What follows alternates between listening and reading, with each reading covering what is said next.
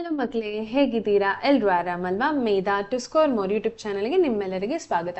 ಇವತ್ತಿನ ತರಗತಿಯಲ್ಲಿ ನಾವು 9ನೇ ತರಗತಿ ಗಣಿತದ ಮುಂದುವರಿದ ಭಾಗ ಅಂದ್ರೆ ಈಗಾಗಲೇ 2 ವಿಡಿಯೋಗಳನ್ನು ಅಪ್ಲೋಡ್ ಮಾಡಿದ್ದೆ. ಇವತ್ತು 3ನೇ ವಿಡಿಯೋ ಆಗಿರ್ತದೆ. ಸೊ ನಾವು ಈಗಾಗಲೇ 1.3 ಎಕ್ಸಸೈಸ್ ಅನ್ನ ಸ್ಟಾರ್ಟ್ ಮಾಡಿದ್ದೇವೆ. ಸೊ ಅದನ್ನ ಮುಂದುವರಿಸೋಣ. ಹಾಗಾದ್ರೆ ಕಳೆದ ತರಗತಿಯಲ್ಲೆಲ್ಲ ಕಲ್ತದ್ದು ನಿಮಗೆ ಅರ್ಥ ಆಗಿದೆ ಅಂತ ಹೇಳಿ ಭಾವಿಸ್ತೇನೆ. ಇವತ್ತು ಮಾಡ್ಲಿಕ್ಕಿರುವಂತಹದ್ದು ಅಂದ್ರೆ ಸಾಲ್ವ್ ಮಾಡ್ಲಿಕ್ಕಿರುವಂತಹದ್ದು 3ನೇ ಪ್ರಶ್ನೆ. ಸಾಲ್ವ್ ಮಾಡೋಣ ಬನ್ನಿ. ನೋಡಿ, ಪ್ರಶ್ನೆ ಒಮ್ಮೆ ಓದಿ. ಈ ಕೆಳಗಿನವುಗಳಲ್ಲಿ P/Q ರೂಪದಲ್ಲಿ PQ ಅದು Z ಅಂದ್ರೆ ಯಾವುದು? ಇಂಟೀಜರ್ಸ್ ಅಂದ್ರೆ ಪೂರ್ಣಾಂಕಗಳಿಗೆ ಸೇರಿರ್ಬೇಕು. ಮತ್ತು Q ಅಂದ್ರೆ ಡಿನಾಮಿನೇಟರ್ ಅಂದ್ರೆ ಏನು? ಛೇದ 0ಗೆ ಸಮವಾಗಿರಬಾರ್ದು. ಈ ರೀತಿಯಾಗಿ ವ್ಯಕ್ತಪಡಿಸಿ ಅಂತ ಹೇಳಿ ಕೇಳಿದ್ದಾರೆ. ಹಾಗಾದ್ರೆ ನಾವೀಗ ಅದನ್ನ ಹೇಗೆ P/Q ರೂಪಕ್ಕೆ ತರುವುದು ಅನ್ನೋದನ್ನ ನೋಡೋಣ. ಮೊದಲ ಪ್ರಶ್ನೆ ನೋಡಿ, ನಾನು ಇಲ್ಲಿ ಬರಿತೇನೆ.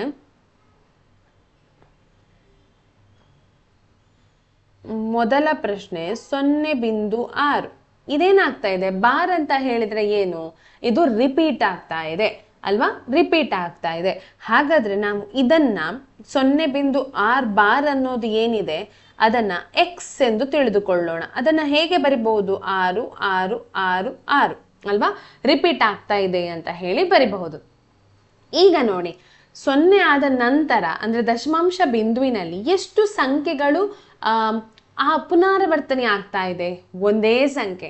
ಹಾಗಾಗಿ ನಾವು ಎರಡೂ ಬದಿಗೂ ಅಂದ್ರೆ ಎಕ್ಸಿಗೂ ಮತ್ತು 0.666 ಏನಿದೆ ಅದಕ್ಕೆ ಎರಡೂ ಬದಿಗೂ 10ರಿಂದ ಗುಣಿಸ್ಬೇಕು. ಎಷ್ಟು ಸಂಖ್ಯೆ ರಿಪೀಟ್ ಆಗ್ತಾ ಉಂಟು ನೋಡಿ, ಅಷ್ಟೇ ಸಂಖ್ಯೆಯಿಂದ ಅಂದ್ರೆ ಆ ಒಂದು ಅಂಕೆ ರಿಪೀಟ್ ಆಗ್ತಾ ಇದ್ರೆ 1.1ರೊಟ್ಟಿಗೆ 0 ಆಯ್ತಾ? 10. ಈಗ ಒಂದು ವೇಳೆ 2 ಅಂಕೆಗಳು ರಿಪೀಟ್ ಆಗ್ತಾ ಇದೆ, 73 ಅಂತ ಹೇಳಿ ಬಾರ್ ಹಾಕಿದ್ದಾರೆ. ಅದರ ಅರ್ಥ ಏನು? 2 ಅಂಕೆಗಳು ರಿಪೀಟ್ ಆಗ್ತಾ ಇದೆ. ಇಲ್ಲಿ 1 ಮತ್ತು 2 0. ಆ ರೀತಿ ಅಂದ್ರೆ 100ರಿಂದ ನಾವೇನ್ ಮಾಡ್ಬೇಕು? ಗುಣಿಸ್ತಾ ಹೋಗ್ಬೇಕು. ಅರ್ಥ ಆಗ್ತಾ ಉಂಟಾ ನಿಮಗೆ? ಈಗ ನಾನೇನ್ ಮಾಡ್ತೇನೆ, 10ರಿಂದ ಗುಣಿಸಿದಾಗ ಎರಡೂ ಬದಿಗೆ 10ರಿಂದ ಗುಣಿಸ್ಬೇಕು. ಅರ್ಥ ಆಗ್ತಾ ಉಂಟಾ ನಿಮಗೆ? ಎರಡೂ ಬದಿಗೇನು 10ರಿಂದ ಗುಣಿಸ್ಬೇಕು. ಆಗ 10 ಗುಣಿಸು x ಅಂತ ಹೇಳಿದ್ರೆ 10x ಆಗ್ತದೆ. 0.6 ಅಂತ ಹೇಳಿದಾಗ ಈ ದಶಮಾಂಶ ಬಿಂದು ಇಲ್ಲಿಗೆ ಬರ್ತದೆ. ಅದರ ಅರ್ಥ 6.666 ಈ ರೀತಿ ರಿಪೀಟ್ ಆಗ್ತಾ ಹೋಗ್ತಾ ಇದೆ ಅಂತ. ಅರ್ಥ ಆಗ್ತಾ ಉಂಟಾ? ಅರ್ಥ ಆಯ್ತಲ್ಲ ನಿಮಗೆ? ಓಕೆ. ಸೊ ಈಗ ನಾವು ಏನ್ ಮಾಡ್ಬೇಕು ಅಂತ ಹೇಳಿದ್ರೆ, ಇಲ್ಲೊಂದು 6 ಹೋಯ್ತು, ಅದನ್ನ ಹಾಕ್ತೇನೆ. ಈಗ ನಾನು ಏನ್ ಮಾಡ್ಬೇಕು ಅಂತ ಹೇಳಿದ್ರೆ, ಇದನ್ನ ಸಮೀಕರಣ 1 ಅಂತ ತಕೊಳ್ತೇನೆ, ಇದನ್ನ ಸಮೀಕರಣ 2 ಅಂತ ಹೇಳಿ ತಕೊಳ್ತೇನೆ. ನಾನೀಗ ಸಮೀಕರಣ 2ಅನ್ನು 1ರಿಂದ ಕಳಿಬೇಕು. ಸಮೀಕರಣ 1ಅನ್ನು 2ರಿಂದ ಕಳಿಬೇಕು. ಸಮೀಕರಣ 1ಅನ್ನು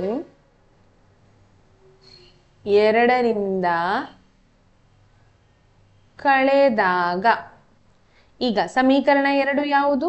10x ಮೈನಸ್ x ಅಲ್ವಾ? ಹಾಗಾದ್ರೆ ಈ ಬದಿ ಏನಿತ್ತು?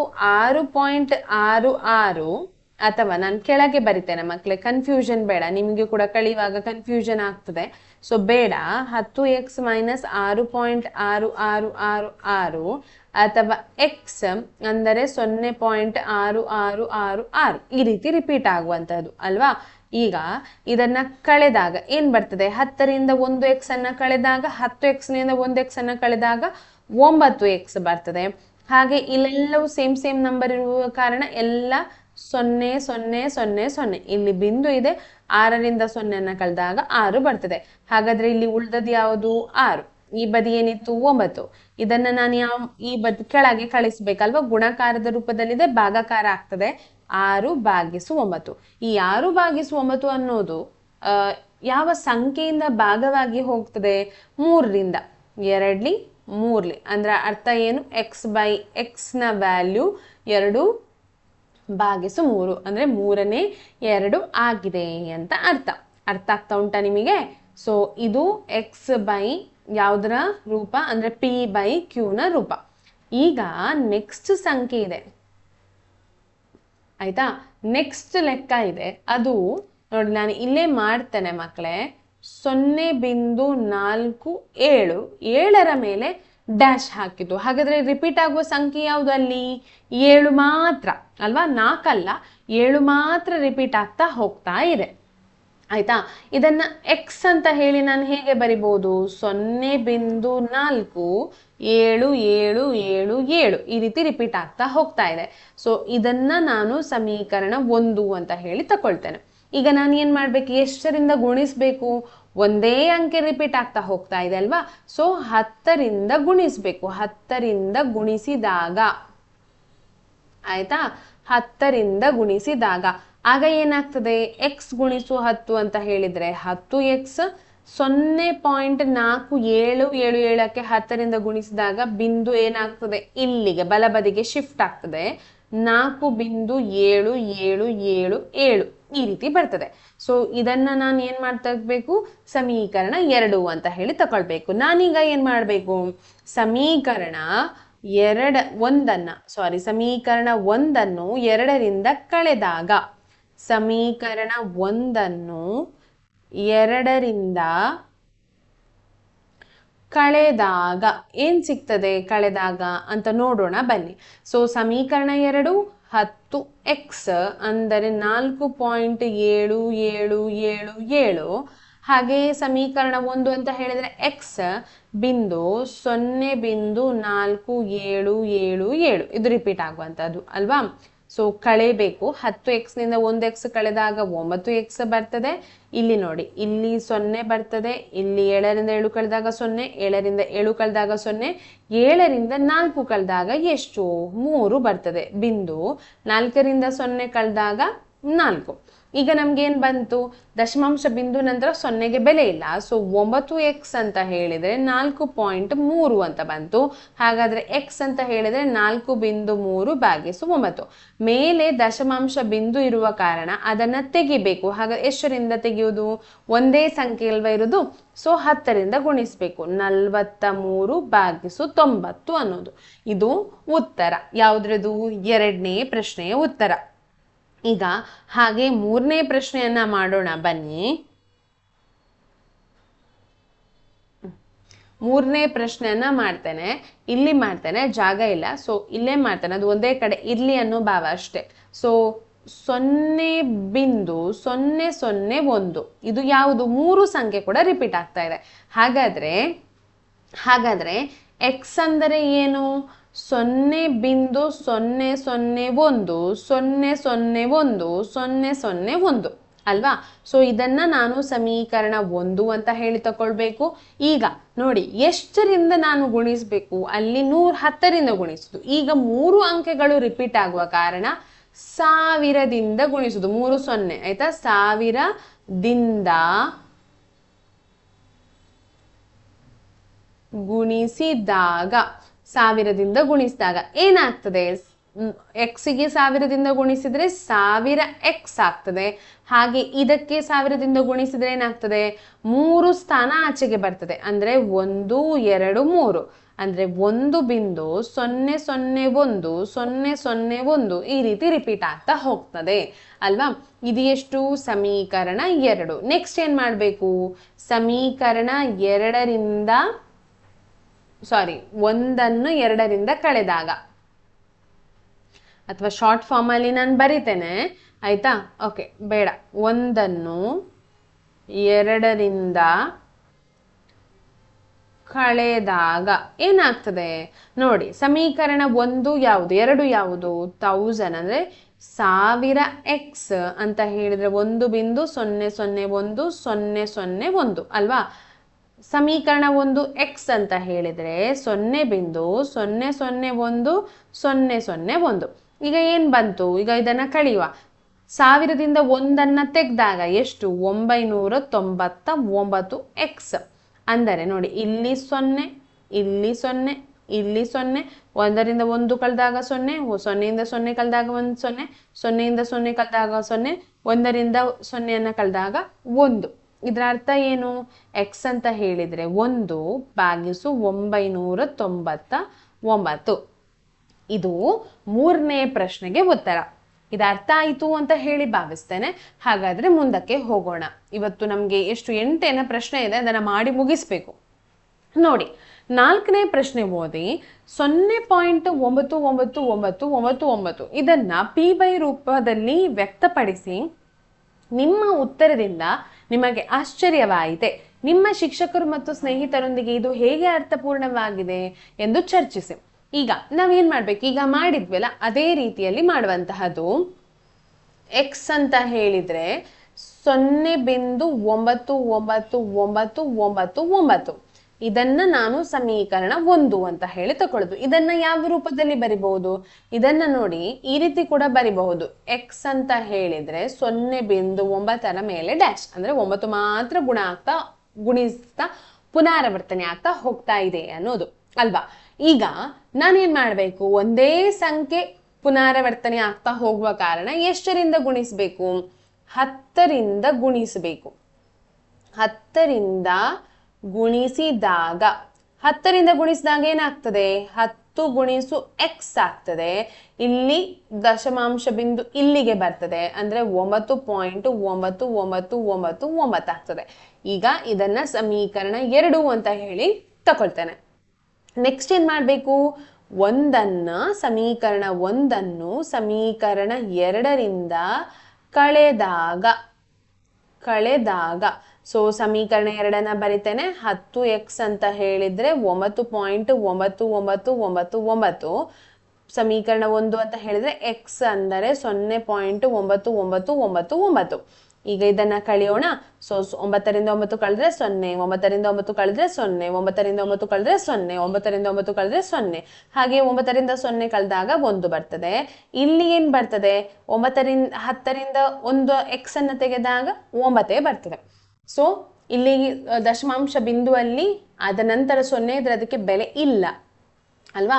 ಸೊ x ಅಂತ ಹೇಳಿದ್ರೆ 9/9. ಅದರ ಅರ್ಥ ಏನು? 1. ನೋಡಿ, ಇದರ ಅರ್ಥ ಏನು ಅಂತ ಹೇಳಿದ್ರೆ ನಮ್ಗೆ ಯಾವಾಗ್ಲೂ ಗೊತ್ತಿದೆ 0.9999 ಅಂತ ಹೇಳಿದ್ರೆ ಇದ್ರೆ ಅದು ಯಾವುದಕ್ಕೆ ಸಮ? 1ಕ್ಕೆ ಸಮ. ನಾವ್ ಯಾವಾಗ್ಲೂ 0.679 ಅಂತ ಇದ್ರೆ ಇದನ್ನ ನಾವೇನಂತ ತಗೊಳ್ತೇವೆ? 0.7 ಅಂತ ಹೇಳಿ ತಗೊಳ್ತೇವೆ ಅಲ್ವಾ. ಇದು 5ಕ್ಕಿಂತ ಜಾಸ್ತಿ ಇದ್ರೆ ಒಂದು ಸ್ಥಾನವನ್ನ ಆಡ್ ಮಾಡಿ 7 ಅಂತ ಹೇಳಿ ಇದನ್ನ ತಗೊಳ್ತೇವೆ. ಅದೇ ರೀತಿ ಇದು ಮೂಲಾರ್ಥ ಅಂದ್ರೆ 0.9999 ಇದೆ ಅಂತ ಹೇಳಿದ್ರೆ ಅಲ್ಲಿ ಸಣ್ಣ ಒಂದು ಮೈನ್ಯೂಟ್ ಡಿಫ್ರೆನ್ಸ್ ಇರುವ ಕಾರಣ ಅದು 1ಕ್ಕೆ ಸರಿಯಾಗಿ ತಗೊಳ್ತೇವೆ ಅಲ್ವಾ. ಸೊ ಈಗ ನೋಡಿ, ನಾವು 5ನೇ ಪ್ರಶ್ನೆಗೆ ಬಂದಿದ್ದೇವೆ. 1/17 ಇದರ ದಶಮಾಂಶ ವಿಸ್ತರಣೆಯ ಆವರ್ತವಾಗುವ ಅಂಕಿಗಳ ಕೂಟದಲ್ಲಿ ಗರಿಷ್ಠ ಎಷ್ಟು ಅಂಕೆಗಳಿರಬಹುದು? ನಿಮ್ಮ ಉತ್ತರವನ್ನ ಪರೀಕ್ಷಿಸಲು ಭಾಗಾಕಾರ ಮಾಡಿ ಅಂತ ಹೇಳಿ ಕೊಟ್ಟಿದ್ದಾರೆ. ಅಂದ್ರೆ ನಾವು 1ನ್ನ 17ರಿಂದ ಭಾಗಿಸ್ತಾ ಹೋಗ್ಬೇಕಂತೆ. ಓಕೆ, ನಾವು ಭಾಗಿಸ್ತಾ ಹೋಗೋಣ. ಅದಕ್ಕಿಂತ ಮುಂಚೆ ನಮ್ಗೆ ಏನ್ ಬೇಕು? 17ರ ಮಗ್ಗಿ ಬೇಕು ಅಲ್ವಾ. 17ರ ಮಗ್ಗಿಯನ್ನ ನಾನು ಈ ಬದಿಯಲ್ಲಿ ಬರಿತೇನೆ. 17 1 ಎಷ್ಟು ಮಕ್ಕಳೇ? 17. 17 2 ಎಷ್ಟು ಮಕ್ಕಳೇ? 34. 17 3 ಎಷ್ಟು? 51. ಹಾಗೆ 17 4 ಎಷ್ಟು? 68. ಆಯ್ತಾ? 68. ಹಾಗೆ 17 5 ಎಷ್ಟು? 17 5 85. 17 6 ಎಷ್ಟು? 17 6 102. 17 7 ಎಷ್ಟು ಮಕ್ಕಳೇ? 17 7 119. 17 8 ಎಷ್ಟು? 17 8 136. ಹಾಗೆ 17 9 ಎಷ್ಟು ಮಕ್ಕಳೇ? 17 9 153. ಹಾಗೆ 17 10 170. ಇದು 17ರ ಮಗ್ಗಿ. ಈಗ ನಾವು ಏನ್ ಮಾಡ್ಬೇಕು? 1ನ್ನ 17ರಿಂದ ಭಾಗಿಸ್ತಾ ಹೋಗ್ಬೇಕು. ಆಗ ಮಾಡಿದ್ವಿ ಅಲ್ವಾ, ಅದೇ ರೀತಿ. ಸೊ ನಿನ್ನೆ ನಾವು ಮಾಡಿದ್ದದನ್ನ ಅಲ್ವಾ. ಈಗ 1 ಇಲ್ಲಿ 17. 17 1 17ರಿಂದ ಭಾಗ ಆಗಿ ಹೋಗ್ತದಾ? ಇಲ್ಲ. ಸೊ 0 ಹಾಕಬೇಕು, ದಶಮಾಂಶ ಬಿಂದು ಹಾಕಬೇಕು. ಇಲ್ಲಿ ದಶಮಾಂಶ ಬಿಂದು ಹಾಕುವಾಗ ಇಲ್ಲಿ ಕೂಡ 0 ಹಾಕಬೇಕು. ಈಗ 10 ಹೋಗ್ತದಾ? 10 ಅನ್ನೋದು 17ಕ್ಕಿಂತ ಇನ್ನೂ ಸಣ್ಣ ಸಂಖ್ಯೆ ಆಗಿದ್ರಿಂದ ಇಲ್ಲಿ ಒಂದು 0 ಹಾಕಬೇಕು, ಇಲ್ಲಿ ಒಂದು 0 ಹಾಕಬೇಕು. 100 ಆಯ್ತು. 100 ನೋಡಿ, 17ರ ಮಗ್ಗೆಯಲ್ಲಿ 100 ಎಲ್ಲಿ ಆದ್ರೂ ಕಾಣ್ತದ? 102 ಇದೆ. ಅದಕ್ಕಿಂತ ಸಣ್ಣ ಸಂಖ್ಯೆ ಯಾವುದು? 85. ಸೊ ಎಷ್ಟ್ಲಿ? 5 85. 10ರಿಂದ 5 ತೆಗೆದಾಗ ಎಷ್ಟು? 5. ಇಲ್ಲಿ ಏನು ಮಾಡ್ತದೆ? ಇಲ್ಲಿ 9 ಅಲ್ವಾ? 9ರಿಂದ ನೋಡಿ ಇದನ್ನು ಹೇಗೆ ಕಳೆದದು? ಇಲ್ಲಿ 10 ಪುನಃ 9 ಮಾಡಿ ಇಲ್ಲಿ ಮಾಡಿದಲ್ವಾ? 9ರಿಂದ 8ಅನ್ನು ಕಳೆದಾಗ 1, 15 ಬಂತು. 15 ಸಣ್ಣ ಸಂಖ್ಯೆ, ಸೊ 0 ಹಾಕ್ತೇನೆ. 150 ಆಯಿತು. 150ರಲ್ಲಿ ಬರುವಂತ ಅಂಕೆ ಅಂತ ಹೇಳಿದ್ರೆ 153. ಅದು 17 9ಲಿ. ಅದಕ್ಕಿಂತ ಸಣ್ಣ ಸಂಖ್ಯೆ ಅಂದ್ರೆ 8ಲಿ ಎಷ್ಟು ಮಕ್ಕಳೇ? 136. 136. ಈಗ 5ಲಿ 4 1 10. 10ರಿಂದ 6 ತೆಗೆದ್ರೆ 4. 4ರಿಂದ 3 ತೆಗೆದ್ರೆ 1, 14 ಆಯ್ತು. 14 ಕೂಡ ಸಣ್ಣ ಸಂಖ್ಯೆ ಆಗಿದ್ದ ಕಾರಣ 140 ಮಾಡಿದೆ. 140 ಹೋಗ್ತದಾ? ಪುನಃ 8ರಲ್ಲಿ ಅಲ್ವಾ? 136. ಸೊ 136ಗೆ ಪುನಃ 4 ಉಳಿತದೆ ಅಲ್ವಾ? 140ರಿಂದ 136 ಕಳೆದ್ರೆ 4 ಉಳಿತದೆ. 0 ಮಾಡಿದೆ, 40 ಮಾಡಿದೆ. ಸೊ ಎಷ್ಟಲಿ? 2ಲಿ. ಇದು ಹೀಗೆ ಮುಂದುವರಿತಾ ಹೋಗ್ತದೆ. ಸೊ ಇಲ್ಲಿ ಹಾಕ್ತೇನೆ. 2ಲಿ ಎಷ್ಟು? 34. 40ರಿಂದ 34ಅನ್ನ ಕಳೀರಿ ನೋಡೋಣ ಎಷ್ಟು ಬರ್ತದೆ? 6 ಬರ್ತದೆ. 0 ಹಾಕಿದೆ, 60 ಆಯಿತು. ಸೊ ಎಷ್ಟಲಿ? 3ಲಿ ಎಷ್ಟಾಯಿತು? 51 ಆಯಿತು. ಪುನಃ ಎಷ್ಟು ಉಳೀತು? 60ರಿಂದ 51 ಕಳೆದ್ರೆ 9 ಉಳೀತು. 0 ಅಲ್ವಾ? ಸೊ 0 9 ಅಂತ ಬಂತು. 9 90 ಎಷ್ಟರಲ್ಲಿ? 5ರಲ್ಲಿ 85. 85 ಅಂತ ಹೇಳಿದ್ರೆ 90ರಿಂದ 85 ಅಂತ ಹೇಳಿದ್ರೆ 5 ಉಳಿತದೆ. ಸೊ 50 ಆಯಿತು. ಸೊ 50 ಎಷ್ಟರಲ್ಲಿ ಹೋಗ್ತದೆ? 50 ನೋಡಿ ಎಷ್ಟರಲ್ಲಿ ಹೋಗ್ತದೆ ನೋಡೋಣ. 50 ಅಂತ ಹೇಳಿದ್ರೆ 2ರಲ್ಲಿ ಹೋಗುವಂತಹದ್ದು ಅಲ್ವಾ? 2ರಲ್ಲಿ ಹೋಗುವಂತಹದ್ದು 34. 34. ಇಲ್ಲಿ 4, ಇಲ್ಲಿ 1. 10ರಿಂದ 4 ತೆಗೆದ್ರೆ 6, 4ರಿಂದ 3 ತೆಗೆದ್ರೆ 16. ನಾನು ಇದನ್ನ ಇಲ್ಲಿ ಬರಿತೇನೆ, 16. ಸೊ 16 ಸಣ್ಣ ಸಂಖ್ಯೆ ಆದ ಕಾರಣ ನಾನು 1 0 ಹಾಕ್ತೇನೆ ಇಲ್ಲಿ ಅಲ್ವಾ? ಸೊ 0 ಹಾಕ್ತಾನೆ. 160 ಆಯ್ತು. 160 ಆಯಿದ್ರೆ ಎಷ್ಟರಲ್ಲಿ? 9ರಲ್ಲಿ ಅಲ್ವಾ? 9ರಲ್ಲಿ 153. 160ರಿಂದ 153ಅನ್ನು ಕಳೆದಾಗ ಬರುವಂತದ್ದು 7. 70 ಆಯ್ತು. 70 ಎಷ್ಟಲಿ? 4ಲಿ ಅಲ್ವಾ? 68. ಪುನಃ 70ರಿಂದ 68ಅನ್ನ ಕಳೆದಾಗ 20 ಬರ್ತದೆ. ಎಲ್ಲಾದ್ರೂ ರಿಪೀಟ್ ಆಯ್ತಾ ನೋಡಿ? 20 ಇಲ್ಲ. ಓಕೆ, 20. ಸೊ 1ಲಿ 17 ಅಲ್ವಾ? 17. ಪುನಃ 3 ಬರ್ತದೆ, 30 ಆಗ್ತದೆ ಅಲ್ವಾ? 30 ಆಯ್ತು. 30 ಆದ ನಂತರ ಎಷ್ಟಲಿ? ಪುನಃ 1ಲಿ ಅಲ್ವಾ? ಅಂದ್ರೆ ಪುನಃ 17 ಬರ್ತದೆ. 30ರಿಂದ 17 ಅಂತ ಹೇಳಿದ್ರೆ ಎಷ್ಟು ಬರ್ತದೆ ಮಕ್ಕಳೇ? 0 ಅಲ್ಲ, ಇಲ್ಲಿ ನೋಡಿ ಕಳೀರಿ ಇದನ್ನ.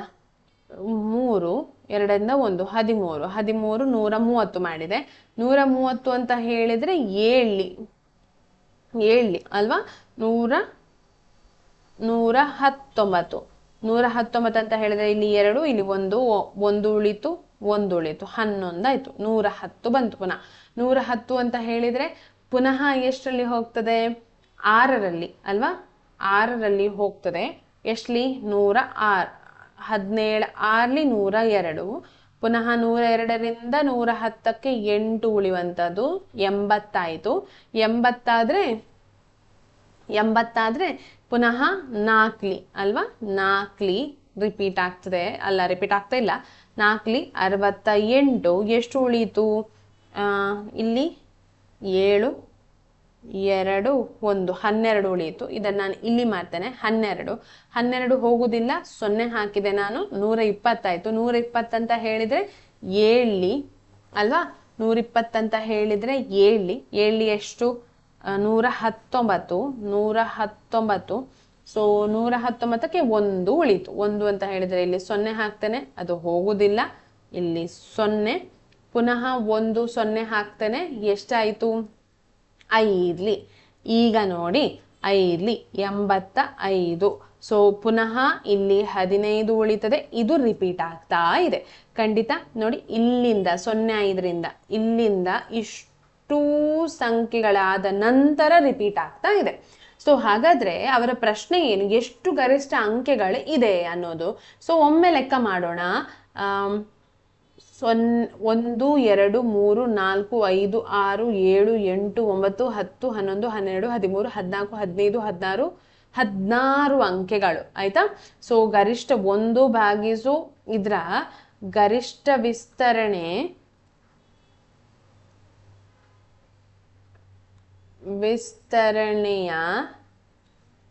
ಪುನರಾವರ್ತಿತ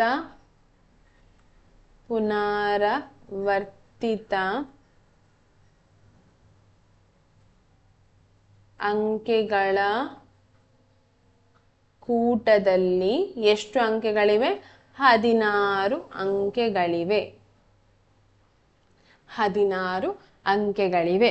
ಇದಿಷ್ಟು 5ನೇ ಪ್ರಶ್ನೆಗೆ. ದೊಡ್ಡದು ಇಂಥದ್ದು ಬರುವುದಿಲ್ಲ ಎಕ್ಸಾಮ್ಗೆ, ನೀವು ಚಿಂತೆ ಮಾಡೋದು ಬೇಡ, ಓಕೆನಾ. ಬಟ್ ನಿಮಗೆ ಗೊತ್ತಿರ್ಬೇಕು, ಇದನ್ನ ಮಾಡಿದಾಗ ನಿಮಗೆ ಮಗ್ಗಿ ಮತ್ತು ಭಾಗಾಕಾರ ಮಾಡುವ ವಿಧಾನ ಅರ್ಥ ಆಗ್ತದೆ ಅಷ್ಟೇ. ನೋಡಿ, ಈಗ 6ನೇ ಪ್ರಶ್ನೆಗೆ ಬರೋಣ. 6ನೇ ಪ್ರಶ್ನೆ ಏನ್ ಹೇಳ್ತದೆ? ಅಂತ್ಯಗೊಳ್ಳುವ ದಶಮಾಂಶ ವಿಸ್ತರಣೆಯನ್ನು ಹೊಂದಿರುವ P/Q ರೂಪದಲ್ಲಿರುವ Q ಯಾವುದಕ್ಕೆ ಸಮವಲ್ಲ? 0ಗೆ ಸಮವಲ್ಲ. ಆದರೆ P ಮತ್ತು Qಗಳು ಒಂದನ್ನು ಹೊರತುಪಡಿಸಿ ಬೇರೆ ಸಾಮಾನ್ಯ ಅಪವರ್ತನಗಳನ್ನ ಹೊಂದಿರದ ಪೂರ್ಣಾಂಕಗಳಾಗಿರ್ಬೇಕು. ಭಾಗಲಬ್ಧ ಸಂಖ್ಯೆಗಳ ಹಲವಾರು ಉದಾಹರಣೆಗಳನ್ನ ನೋಡಿ Q ಇದು ಯಾವ ಲಕ್ಷಣವನ್ನು ಹೊಂದಿರುತ್ತದೆ ಎಂದು ಊಹಿಸಿ. ಅಂದ್ರೆ ಏನಂತ ಕೇಳ್ತಾರೆ ಅಂತ ಹೇಳಿದ್ರೆ ಅಂತ್ಯ ಆಗುವಂತಹದ್ದು.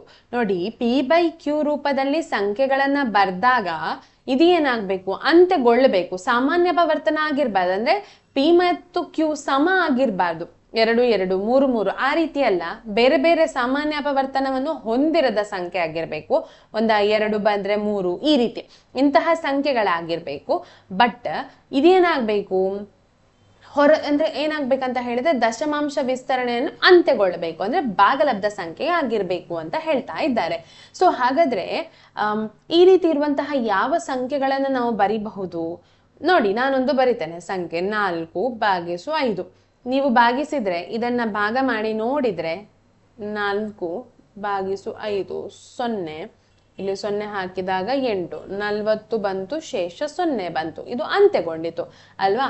ಇನ್ನೊಂದು ಸಂಖ್ಯೆ ಬರಿತೇನೆ, 7/2 ಅಂದ್ರೆ 2ನೇ 7. ಸೊ 7 ಇಲ್ಲಿ ತಕೊಂಡಿದ್ದೇನೆ, 2 ಇಲ್ಲಿ ತಕೊಂಡಿದ್ದೇನೆ. 7 3 6, 1 ಉಳಿತು, 0 ಹಾಕಿದೆ ಇಲ್ಲಿ ಅಲ್ವಾ. 5 10 0 0. ಸೊ ಇದು ಕೂಡ ಅಂತ್ಯಗೊಂಡಿತು ಅಲ್ವಾ. ಸೊ ಹಾಗಾದ್ರೆ Q ಯಾವ ರೂಪದಲ್ಲಿರ್ಬೇಕು? Q ಯಾವ ರೂಪದಲ್ಲಿ ಇರ್ಬೇಕಂತ ಹೇಳಿದ್ರೆ Q 2 ಅಥವಾ 5 ಆಗಿರ್ಬೇಕು. 2 ಅಥವಾ 5 ಆಗಿದ್ರೆ ಆ ಸಂಖ್ಯೆ ಖಂಡಿತವಾಗಿಯೂ ಕೂಡ ಏನಾಗ್ತದೆ? ಭಾಗವಾಗಿ ಅಂತ್ಯಗೊಳ್ತದೆ. ಅಥವಾ Q ಈ ರೀತಿ ಕೂಡ ಇರಬಹುದು, 2ನೇ ಘಾತ m ಗುಣಿಸು 5ನೇ ಘಾತ n. ಅಂದ್ರೆ ಒಂದು ಎಕ್ಸಾಂಪಲ್ ಅಂತ ಹೇಳಿದ್ರೆ, ಈಗ 100 ಅನ್ನೋ ಸಂಖ್ಯೆ ಆಯ್ತಾ. 100 ಅನ್ನೋ ಸಂಖ್ಯೆ 100/2 ಅನ್ನೋದು ಒಂದು ಸಂಖ್ಯೆ ಆದ್ರೆ ಇದನ್ನ ಭಾಗಿಸಿ ನೋಡಿ ಅಂತೆ. 100ನ್ನ ಭಾಗಿಸಿ ನೋಡಿದಾಗ ಏನಾಗ್ತದೆ? 2 5 ಅಲ್ಲ, 2ನ್ನ 100ರಲ್ಲಿ ಎಷ್ಟು ಸಲ ಅಂತ ಬರೀಬಹುದು ಮಕ್ಳೇ? ಈ ರೀತಿ. ಅಂದ್ರೆ ಸಾರಿ ನಿಲ್ಲಿ, 100 2ರಿಂದ ಆದ್ರೆ 5 50, 2ರಿಂದ ಆದ್ರೆ 25, ಇದು 5 ಗುಣಿಸು 5. ಓಕೆ, ಇದನ್ನ ಈ ರೀತಿ ಆದ್ರೆ ಇದು ಹೇಗೆ ಬರ್ತದೆ ನೋಡಿ, 2ರ ಘಾತ 2 ಗುಣಿಸು 5ರ ಘಾತ 2. ಇದನ್ನೇ ನಾನು ಹೇಳಿದ್ದು m ಮತ್ತು n ಅಂತ ಹೇಳಿ. ಅಂದ್ರೆ ಆ ರೀತಿಯ ಸಂಖ್ಯೆಗಳಿದ್ದಾಗ ಕೂಡ ಅದು ಏನಾಗ್ತದೆ? ಭಾಗ ಆಗಿ ಹೋಗ್ತದಂತ. ಸೊ ಇದು ಇರ್ಬೇಕು. Q ಯಾವ ಸಂಖ್ಯೆ ಆಗಿರ್ಬೇಕು? ಯಾವಾಗ್ಲೂ ಯಾವ ಸಂಖ್ಯೆ ಆಗಿರ್ಬೇಕು? 2 ಅಥವಾ 5 ಆಗಿದ್ರೆ ಅದು ಏನಾಗ್ತದೆ? ಸಂಪೂರ್ಣವಾಗಿ ಭಾಗ ಆಗಿ ಹೋಗ್ತದೆ. ಅರ್ಥ ಆಯ್ತಾ? ಇದು 6ನೇ ಪ್ರಶ್ನೆ. 7ನೇ ಪ್ರಶ್ನೆಗೆ ಬರೋಣ. 7ನೇ ಪ್ರಶ್ನೆ ಏನ್ ಹೇಳ್ತದೆ ನೋಡೋಣ. ಅಂತ್ಯರಹಿತ ಆವರ್ತರಹಿತ ದಶಮಾಂಶ ವಿಸ್ತರಣೆಯನ್ನು ಹೊಂದಿರುವ 3 ಸಂಖ್ಯೆಗಳನ್ನ ಬರೆಯಿರಿ. ಅಂತ್ಯರಹಿತ ಅಂದ್ರೆ ಅಂತ್ಯ ಇಲ್ಲದ್ದು, ಹಾಗೆ ಆವರ್ತರಹಿತ ಅಂದ್ರೆ ಪುನರಾವರ್ತನೆ ಆಗದ ಸಂಖ್ಯೆ. ಹಾಗಾದ್ರೆ ಅದು ಯಾವ ಸಂಖ್ಯೆಗಳು? ಅದು ಅಭಾಗಲಬ್ಧ ಸಂಖ್ಯೆಗಳು ಅಲ್ವಾ. ಅಭಾಗಲಬ್ಧ ಸಂಖ್ಯೆಯ ಗುಣ ಅದು. ಸೊ ಅಭಾಗಲಬ್ಧ ಸಂಖ್ಯೆಯನ್ನ ಬರಿಬೇಕು. ನಾವು ಯಾವ್ದನ್ನ ಬರಿಬೇಕು? ವರ್ಗಮೂಲ 2 ಬರಿಬಹುದು, ವರ್ಗಮೂಲ 3 ಬರಿಬಹುದು, ಪೈ ಬರಿಬಹುದು, ಹಾಗೆ ವರ್ಗಮೂಲ 5 ಬರಿಬಹುದು. ಆದ್ರೆ ನಮಗೀಗ ದಶಮಾಂಶ ರೂಪದಲ್ಲಿ ಬೇಕು, ದಶಮಾಂಶ ವಿಸ್ತರಣೆಯನ್ನ ಬೇಕು ಅಂತ ಕೇಳಿದ್ದಾರೆ. ಸೊ ಆ ರೀತಿ ಇರುವ ಕಾರಣ ನಾವು ಈ ರೀತಿಯ ಸಂಖ್ಯೆಗಳನ್ನ ಬರಿಬಹುದು. ಹೇಗೆ ಅಂತ ಹೇಳಿದ್ರೆ ಅದು ರಿಪೀಟ್ ಆಗುದಿಲ್ಲ, ಮತ್ತೆ ಅಂತ್ಯಗೊಳ್ಳುವುದು ಇಲ್ಲ. 0.1 0.1 0.01 0.01 0.0001 ಹಾಗೆ ನೆಕ್ಸ್ಟ್ ಎಷ್ಟು 5.01 3 4 5 6.01 ಈ ರೀತಿ ರಿಪೀಟ್ ಆಗ್ತಾ ಹೋಗ್ತದೆ. ಸೊ ಇಂತಹ ಸಂಖ್ಯೆಗಳನ್ನ ಬರಿಬಹುದು ಅಂತ ಹೇಳ್ತಾ ಇದ್ದಾರೆ. ಅಂದ್ರೆ ರಿಪೀಟ್ ನೋಡಿ, ಇಲ್ಲಿ 1 ಮತ್ತು 0 ರಿಪೀಟ್ ಆದ್ರೂ ಕೂಡ ಒಂದೇ ಪ್ಯಾಟರ್ನ್ ಅಲ್ಲಿ ರಿಪೀಟ್ ಆಗ್ತಾ ಇಲ್ಲ ಅಲ್ವಾ. ಸೊ ಆ ರೀತಿಯ ಸಂಖ್ಯೆಗಳು 2 3 0 2 3 0 0 2 3 0 0 0 ಹಾಗೆ 2 3 0 0 0 0 ಈ ರೀತಿ ರಿಪೀಟ್ ಆಗುವಂತಹದ್ದು ಯಾವುದೇ ಸಂಖ್ಯೆಗಳಾಗ್ತದೆ ನೀವು ಅದನ್ನ ಬರಿಬಹುದು. 0.1 2 0 2 0 3 0 4 0 5 0 6 0 7 0 ಆ ರೀತಿ ಆಯ್ತಾ. ಅಥವಾ ನಿನ್ನೆ ಬೇಡ, ನಾನು ಇದನ್ನ ಬರ್ತೇನೆ 1 ಹಾಗೆ 1 2 1 2 3 1 2 3 4 1 2 3 4 5 ಈ ರೀತಿ ಹೋಗುವಂತಹದ್ದು. ಇದೆಲ್ಲ ಅಭಾಗಲಬ್ಧ ಸಂಖ್ಯೆಗಳಿಗೆ ಉದಾಹರಣೆ ಆಗ್ತದೆ. 7ನೇ ಪ್ರಶ್ನೆಗೆ ಉತ್ತರ. ಈಗ ನೋಡಿ 8ನೇ ಪ್ರಶ್ನೆಗೆ ಬರೋಣ. 8ನೇ ಪ್ರಶ್ನೆ ಏನ್ ಹೇಳ್ತದೆ ಅನ್ನೋದನ್ನ ನೋಡೋಣ. 5/7 ಮತ್ತು 9/11 ಈ ಭಾಗಲಬ್ಧ ಸಂಖ್ಯೆಗಳ ನಡುವಿನ 3 ಅಭಾಗಲಬ್ಧ ಸಂಖ್ಯೆಗಳನ್ನ ಕಂಡುಹಿಡಿಯಿರಿ ಅಂತ ಹೇಳಿದ್ದಾರೆ. ಸೊ ಇದ್ರ ಮೊದಲಿಗೆ ನಾವೇನ್ ಮಾಡ್ಬೇಕು, ದಶಮಾಂಶ ವಿಸ್ತರಣೆಯನ್ನ ಕಂಡುಹಿಡಿಬೇಕು ಈ ಸಂಖ್ಯೆಗಳದ್ದು. ಅನಂತರ ಅದನ್ನ ಏನ್ ಮಾಡುವಂತಹದ್ದು, ಅದರ ನಡುವಲ್ಲಿ ಬರುವಂತಹ ಅಭಾಗಲಬ್ಧ ಸಂಖ್ಯೆಗಳನ್ನ ಬರೆಯುವಂತಹದ್ದು. ಸೊ ಹಾಗಾಗಿ ಮಾಡೋಣ ನೋಡಿ. ಇಲ್ಲಿ 5 ಇಲ್ಲಿ 7, 7ರಿಂದ ಇದು 0 ಆಗ್ತದಲ್ವಾ, ಸಣ್ಣ ಸಂಖ್ಯೆ. ಸೊ 5ಲಿ 7ಲಿ 49 ಆಗ್ತದೆ. 1 ಉಳಿತು, 0 ಹಾಕಿದ್ವಿ, 1ಲಿ 7. ಸೊ 3 ಉಳಿತು, 0 ಹಾಕಿದೆ ನಾನು, ಅಂದ್ರೆ ಎಷ್ಟಾಗ್ತದೆ 30 ಆಯ್ತು. 30 ಆಯ್ತಂತ ಹೇಳಿದ್ರೆ 7 3ಲಿ 21, ಪುನಃ 7 ಉಳಿತು, 0 ಹಾಕಿದೆ. ಸೊ ಇದೆಷ್ಟಲಿ 7 10ಲಿ ಅಲ್ವಾ, 7 10ಲಿ 70, 7 ಅಲ್ಲ ಸಾರಿ 1ಲಿ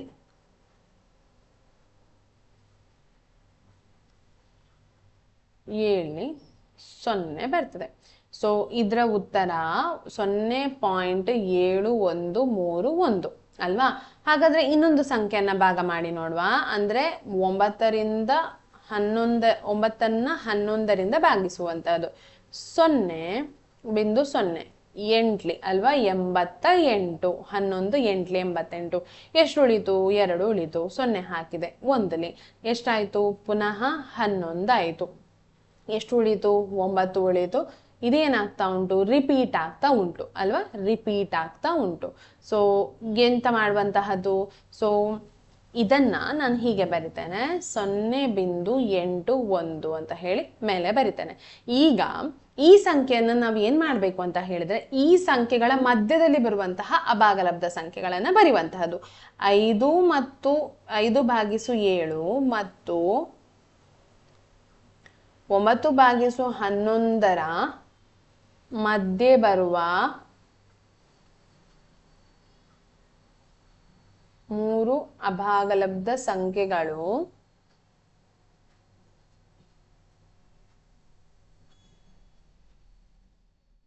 ಯಾವುವೆಲ್ಲ ಅಂತ ಹೇಳಿದ್ರೆ 0.7300 730000 730000 ಅಲ್ಲ 730000 73 ಈ ರೀತಿ ಹೋಗ್ತದೆ. ಹಾಗೆ ಇನ್ನೊಂದು 4 ತಗೊಳ್ಬಹುದು ಇದೇ ರೀತಿ ಮಾಡ್ತಾ, ಆಯ್ತಾ. ಸೊ ಇದೇ ರೀತಿ ತಗೊಳ್ಬಹುದು. ಮತ್ತೊಂದು 7 5 ತಗೊಳ್ಬಹುದು, ಬರೀರಿ ನೀವು ಆಯ್ತಾ. 7 5 ತಗೊಳ್ಬಹುದು. ಅದು ಯಾವ ಸಂಖ್ಯೆ, ಅದು 8ನೇ ಪ್ರಶ್ನೆಗೆ ಉತ್ತರ. ಈಗ ಕೊನೆಯ ಒಂದು ಪ್ರಶ್ನೆ 1.3ರ ಕೊನೆಯ ಪ್ರಶ್ನೆ, ಅದು 9ನೇ ಪ್ರಶ್ನೆ. ಈ ಕೆಳಗಿನ ಸಂಖ್ಯೆಗಳನ್ನ ಭಾಗಲಬ್ಧ ಮತ್ತು ಅಭಾಗಲಬ್ಧ ಸಂಖ್ಯೆಗಳಾಗಿ ವರ್ಗೀಕರಿಸಿ ಅಂತ ಕೇಳಿದ್ದಾರೆ. ಸೊ ಇದನ್ನ ನಾವು ಮಾಡ್ಬೇಕು ನೋಡಿ. ಇದು ಭಾಗಲಬ್ಧ ಸಂಖ್ಯೆಯ ಅಭಾಗಲಬ್ಧ ಸಂಖ್ಯೆ ಅಂತ ಹೇಳಿ ಬರೆಯುವಂತದ್ದು. ವರ್ಗಮೂಲ 23. ವರ್ಗಮೂಲ 23 ಅನ್ನೋದು ಇದು ಯಾವುದೇ ವರ್ಗ ಸಂಖ್ಯೆ ಅಲ್ಲ ಅಲ್ವಾ, 23 ವರ್ಗ ಸಂಖ್ಯೆ ಅಲ್ಲ. ಹಾಗಾಗಿ ವರ್ಗ ಸಂಖ್ಯೆ ಆದ್ರೆ ಅದು ಭಾಗಲಬ್ಧ ಆಗ್ತದೆ, ವರ್ಗ ಸಂಖ್ಯೆ ಅಲ್ಲದಿದ್ರೆ ಅದು ಏನಾಗ್ತದೆ, ಅಭಾಗಲಬ್ಧ ಸಂಖ್ಯೆ ಆಗ್ತದೆ. ಆಯ್ತಾ, ಅಭಾಗಲಬ್ಧ ಸಂಖ್ಯೆಯಾಗ್ತದೆ. ಹಾಗೆ ನೋಡಿ ಎರಡನೇ ಪ್ರಶ್ನೆ ನೋಡಿ, ಇದು 225 5 ಹೊಂದಿರುವುದರಿಂದ ಇದು ಭಾಗ ಆಗಿ ಹೋಗ್ತದೆ ಅಂತ ಹೇಳಿ ನನ್ನ ಭಾವನೆ. ಹೇಗೆ ಮಾಡಿ ನೋಡುದು? 225 ಫ್ಯಾಕ್ಟರ್ ಈ ರೀತಿ ಅಪವರ್ತನ ವಿಧಾನ ಉಂಟಲ್ಲ ಅದನ್ನ ಮಾಡ್ಬೋದು. 5 4ಲಿ ಅಂದ್ರೆ 2 5ಲಿ, ಸೊ 5 9ಲಿ, 3 3ಲಿ.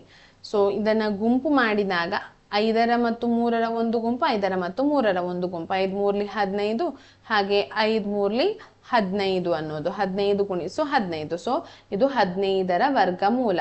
ಸೊ 15 ಬರ್ತದೆ. ಹಾಗಾದ್ರೆ ಇದು ಯಾವ ಸಂಖ್ಯೆ? ಇದು ಭಾಗಲಬ್ಧ ಸಂಖ್ಯೆ. 15 ಅನ್ನೋದು ಭಾಗಲಬ್ಧ ಸಂಖ್ಯೆ. ಯಾಕೆ ಇದು ಭಾಗಲಬ್ಧ ಸಂಖ್ಯೆ? ಯಾಕೆ ಹೇಳಿದ್ರೆ 15ನ್ನ p/q ರೂಪದಲ್ಲಿ ಬರಿಬಹುದು ನಮ್ಗೆ ಅಲ್ವಾ, ಭಾಗಿಸು 1 ಅಂತ ಹಾಕ್ಬಹುದು. ಹಾಗೆ ಮೂರನೇ ಪ್ರಶ್ನೆ ನೋಡಿ, ಮೂರನೇ ಪ್ರಶ್ನೆ 0.3796 ಇದನ್ನ ಸ್ಟಾಪ್ ಮಾಡಿದ್ದಾರೆ. ಹಾಗಾಗಿ ಇದು ಯಾವ ಸಂಖ್ಯೆ? ಇದು ಭಾಗಲಬ್ಧ ಸಂಖ್ಯೆ. ಇದು ಭಾಗ ಆಗಿ ಹೋಗ್ತದೆ, ಕಂಪ್ಲೀಟ್ ಆಗಿ ಭಾಗ ಆಗಿ ಹೋಗ್ತದೆ, ಶೇಷ 0 ಬರ್ತದೆ. ಸೊ ಹಾಗಾಗಿ ಇದು ಒಂದು ಭಾಗಲಬ್ಧ ಸಂಖ್ಯೆ. ಆಯ್ತಾ, ಭಾಗಲಬ್ಧ ಸಂಖ್ಯೆ. ನೆಕ್ಸ್ಟ್ ನೋಡಿ, ನೆಕ್ಸ್ಟ್ ಪ್ರಶ್ನೆ 4ನೇ ಪ್ರಶ್ನೆ, ಅದು 7.478 ಈ ರೀತಿ ಹೋಗ್ತಾ ಉಂಟು. ಅದನ್ನ ಹೇಗೆ ಬರಿಬಹುದು? 7.478ಕ್ಕೆ ಮೇಲೆ ಬಾರ ಹಾಕ್ಬಹುದು. ಅಂದ್ರೆ ರಿಪೀಟ್ ಆಗ್ತಾ ಇದ್ರೆ, ಅಂತ್ಯಗೊಳ್ಳದೆ ಎಲ್ಲಿಯಾದ್ರೂ ರಿಪೀಟ್ ಆಗ್ತಾ ಇದ್ರೆ ಅದು ಯಾವ ಸಂಖ್ಯೆ? ಅದು ಭಾಗಲಬ್ಧ ಸಂಖ್ಯೆ. ಕಲ್ತಿದ್ದೇವಲ್ವ ನಿನ್ನೆ.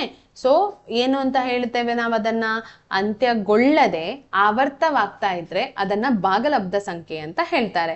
ನೋಡಿ ಕೊನೆಯ ಒಂದು ಸಂಖ್ಯೆ ನೋಡಿ, ಅದು 1.01 0001 ಹಾಗೆಯೇ 00001 ಈ ರೀತಿ ರಿಪೀಟ್ ಆಗ್ತಾ ಉಂಟು. ಪ್ಯಾಟರ್ನ್ ಫಾಲೋ ಆಗ್ತಾ ಇಲ್ಲ, ಹಾಗೆ ಇದು ಅಂತ್ಯಗೊಂಡಿಲ್ಲ. ಹಾಗಾದ್ರೆ ಇದು ಯಾವ ಸಂಖ್ಯೆ?